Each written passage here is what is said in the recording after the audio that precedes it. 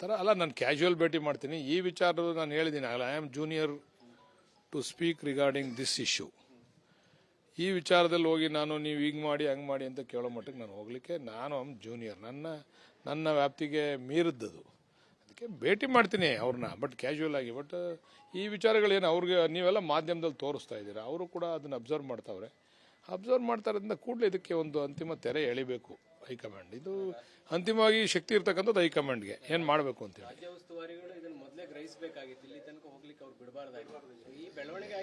ಎಲ್ಲಿ ತನಕ ಈಗ ಆಯ್ತು, ಎಲ್ಲಿ ತನಕ ಹೋಗದೆ? ಡೆಲ್ಲಿಗೆ ಇದಕ್ಕೆ ಹೋಗೋರು ಅಂತ ಹೆಂಗೆ ಗೊತ್ತು ನಿಮಗೆ? ನಿಮ್ಗೆ ಎಂದು ಗೊತ್ತು? ಅರೆ ಹಂಗಾರೆ ನೀವು ಡೆಲ್ಲಿಗೆ ಹೋದಾಗೆಲ್ಲ ನಿಮ್ಮ ಮಾಧ್ಯಮದವ್ರಿಗೆ ಹೇಳ್ಬಿಡ್ಬೇಕಾ ನಾವು ಇದಕ್ಕೆ ಹೋಗ್ತಾ ಇದ್ದೀವಿ, ನಾವು ಗುಂಪಲ್ಲಿ ಕೊಟ್ಕೊಂಡು ಹೋಗೋರೆ, 3 ಜನ ಹೋಗೋರೆ ಅಷ್ಟೇ. 3 ಜನ ಗುಂಪು ಅಂತಾರ? ಗುಂಪು ಅಂದ್ರೆ 15 ಜನ 20 ಜನ ಕರ್ಕೊಂಡು ಹೋಗೋದು ಗುಂಪು. 2-3 ಹೋಗೋದೆಲ್ಲ ಗುಂಪು ಅಂತಂದ್ರೆ ಯಾವುದು? ಅದ ಕ್ಲಾರಿಫಿಕೇಶನ್ ಯಾರನ್ನ ಕೇಳ್ಬೇಕು ನೀವು? ನನ್ನೇ ಕೇಳ್ತೀರಾ? ನಾನು ಹೇಳ್ದವ್ರನ್ನ ಕೇಳ್ಬೇಕು ನೀವು. ಇನ್ನು ಅಂದ್ಬಿಟ್ಬಿಟ್ಟು ನಮ್ಮ ಹಿಡ್ಕೊಂಡು ಅಳ್ಳಾಡ್ಸೋದು ಜಗ್ಗಿದ್ರೆ ನೀವು ನಿಮ್ಮ ಮಾಧ್ಯಮದವ್ರು ಏನೋ ನನ್ನ ಮೇಲೆ ಹಿಡಿದ್ಬಿಟ್ಟಿದ್ದೀರಾ. ಇರಲಿ, ನಿಮ್ಗೆ ಒಳ್ಳೇದಾಗಲಿ ಮಾಧ್ಯಮದವ್ರಿಗೆ. ನಾನು ಹೇಳಿದ್ದೀನಿ, ನಾನು ಹಿರಿಯ ಶಾಸಕ ಅಲ್ಲ. ಇಕ್ಬಾಲ್ ಹುಸೇನ್ ಅವರು ಮೊದಲನೇ ಬಾರಿ ಕಾಂಗ್ರೆಸ್ಸಲ್ಲಿ ಗೆದ್ದಿದ್ದಾರೆ, ನಾನು ಮೊದಲನೇ ಬಾರಿ ಕಾಂಗ್ರೆಸ್ಸಲ್ಲಿ ಗೆದ್ದಿದ್ದೀನಿ.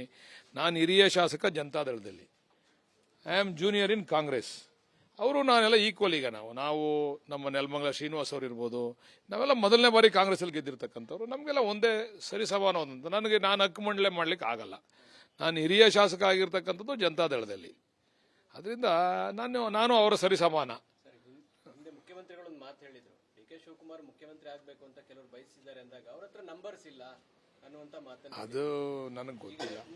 ಈಗ ಕೇಳಿ, ಹೈಕಮಾಂಡ್ ಕಾಂಗ್ರೆಸ್ನಲ್ಲಿ ಹೈಕಮಾಂಡ್ ಅಂತಿಮ ತೀರ್ಮಾನ ಮಾಡ್ತದೆ. ನಂಬರ್ಸ್ ಮೇಲೆ ತೀರ್ಮಾನ ಆಗಲ್ಲ. ಇದು ಅಂತಿಮವಾಗಿ ಹೈಕಮಾಂಡ್ ಯಾರನ್ನ ಆಗಬೇಕು ಅಂತೇಳಿ ತೀರ್ಮಾನ ಮಾಡ್ತದೆ, ಆ ತೀರ್ಮಾನ ಆಗ್ತದೆ. ಈಗ ನೀವು ಅನೇಕ ಬಾರಿಗಳ ಹೈಕಮಾಂಡ್ ತೀರ್ಮಾನಗಳನ್ನ ನೀವೆಲ್ಲ ನೋಡಿದಿರ ಹಿಂದೆ ಕಾಂಗ್ರೆಸ್ನಲ್ಲಿ. ಅದರಿಂದ ಈಗ ಹೈಕಮಾಂಡ್ ಚಕ್ಕ ಬಿದ್ರೆ ಚಕ್ಕ, ಭಾರ ಬಿದ್ರೆ ಭಾರ.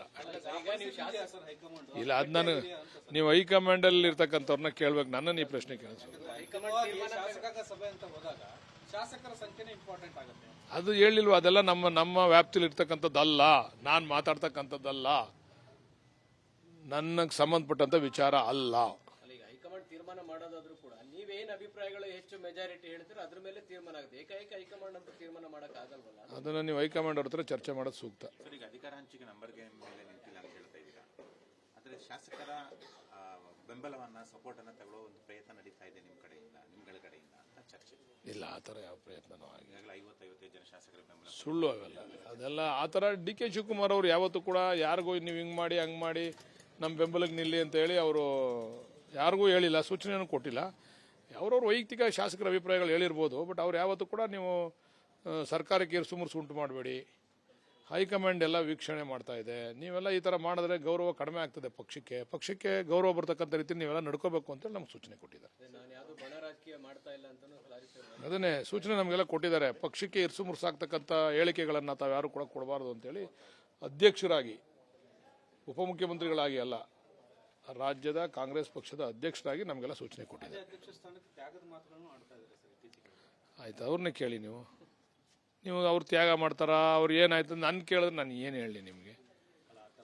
ಮಾಧ್ಯಮದವರು ನಮ್ಮ ಸಹಕಾರ ಕೊಡಿ ಅಂತ ಮನವಿ ಮಾಡ್ತೀವಿ. ಅಂತಿಮವಾಗಿ ಯಾರು ಹೇಳಿದ್ದು ನಿಮ್ಗೆ ಹಿಂಜರಿತಾ ಇದೆ ಅಂತ?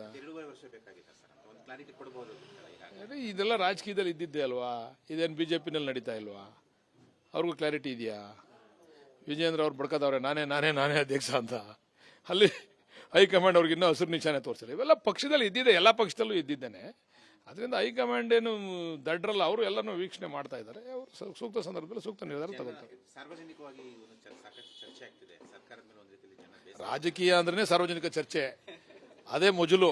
ರಾಜಕೀಯದ ಮೊದಲು ಅಂದ್ರೆ ಸಾರ್ವಜನಿಕವಾಗಿ ಚರ್ಚೆ ಮಾಡ್ತಕ್ಕಂಥದ್ದೇ ರಾಜಕೀಯದ ಮೊದಲು. ಅದು ಎಲ್ಲ ಪಕ್ಷದಲ್ಲೂ ಐತೆ, ಬರೀ ನಮ್ಮ ಪಕ್ಷದಲ್ಲೇ ಆಯ್ತಾ? ಸಾರ್ವಜನಿಕವಾಗಿ ಎಲ್ಲ ಪಕ್ಷದ್ದು ಚರ್ಚೆ ನಡೀತಾ ಇದೆ. ಹಿಂಗೆ ನಮ್ದು ಒಂದು ನಡೀತದೆ. ನಿರ್ಭೀತ, ನಿಷ್ಪಕ್ಷಪಾತ, ವಿಶ್ವಾಸಾರ್ಹ ಸುದ್ದಿಗಳಿಗೆ ಮತ್ತೊಂದು ಹೆಸರಾಗಿರೋ ನ್ಯೂಸ್ 18 ಕನ್ನಡ ಈಗ ಆಪ್ನಲ್ಲೂ ಲಭ್ಯ ಇದೆ. ದಯವಿಟ್ಟು ಇಲ್ಲಿರೋ QR ಕೋಡ್ ಅನ್ನ ಸ್ಕ್ಯಾನ್ ಮಾಡಿಕೊಂಡು ಆಪ್ ಡೌನ್ಲೋಡ್ ಮಾಡೋದಕ್ಕೆ ಮರಿಬೇಡಿ. ನಿಮ್ಮ ಬೆಂಬಲ ಹೀಗೆ ಸದಾ ನಮ್ಮೊಂದಿಗಿರಲಿ. ಧನ್ಯವಾದ.